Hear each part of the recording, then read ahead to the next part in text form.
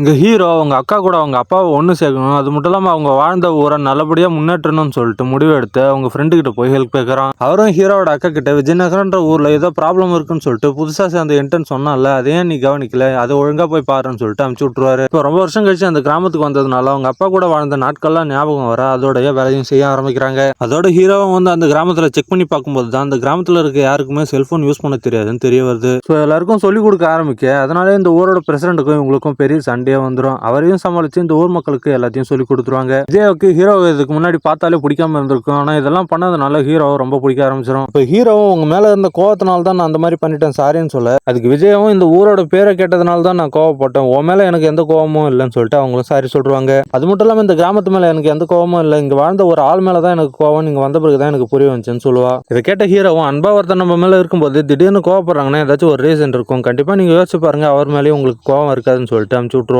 So இவங்களும் யோசிச்சு பார்க்குறாங்க, நம்ம அப்பா எந்த பிரச்சனையாக இருந்தாலும் அந்த பாக்ஸில் எழுதி வைக்க சொன்னாங்க, அந்த பாக்ஸை பார்த்தா தெரிஞ்சிடும் சொல்லிட்டு இவங்களும் அந்த பாக்ஸை தேடி எடுத்துறாங்க. அதே சமயத்தில் ஹீரோவோட அப்பா இந்த கிராமத்தோட வளர்ச்சியை டிவியில் பார்த்துட்டு இந்த கிராமத்துக்கே கிளம்பி வர, இப்போ டாக்டர் ஹீரோவுக்கு ஃபோன் பண்ணி உங்க அப்பாவுக்கு கொஞ்ச நாளாவே ஞாபகம் மருதி அதிகமாயிடுச்சு, இப்போ ஹாஸ்பிட்டல்ல இருந்து எங்கே போனாருன்னே தெரியலன்னு சொல்லிட்டு இருப்பாரு. அது ஹீரோ இப்போ யோசிச்சு பார்க்கும்போது அவங்க அப்பாவுக்கு ஆல்ரெடி ஞாபகம் மருதி அதிகமாக இருந்திருக்கும், அது இப்போதான் அவனுக்கு புரிய வரும். அதே நேரத்தில் ஹாஸ்பிட்டல் சிசிடிவி கேமராவை செக் பண்ணும்போது அவங்க அப்பா டிவியில் ஓடிக்கிட்டு இருந்த இந்த கிராமத்தோட விளம்பரத்தை பார்த்துட்டு இருந்திருப்பாரு. ஸோ கண்டிப்பாக இந்த கிராமத்துக்கு தான் வருவாருன்னு சொல்லிட்டு ஹீரோ பஸ் ஸ்டாண்ட்ல வெயிட் பண்ணா. ஸோ அந்த நேரத்தில் ஹீரோக்கு எதிரியா இருந்தவங்க அவங்க அப்பாவை தெரியாம அடிச்சிரு அவர் மயக்கமே போட்டுருவாரு. ஸோ அவரை கொண்டு போய் ஹாஸ்பிட்டல் சேர்த்துற. அதே நேரத்தில் இந்த பக்கம் ஹீரோவோட அக்கா அந்த பாக்ஸ்ல இருந்த லெட்டர் எடுத்து படிச்சிருவாங்க.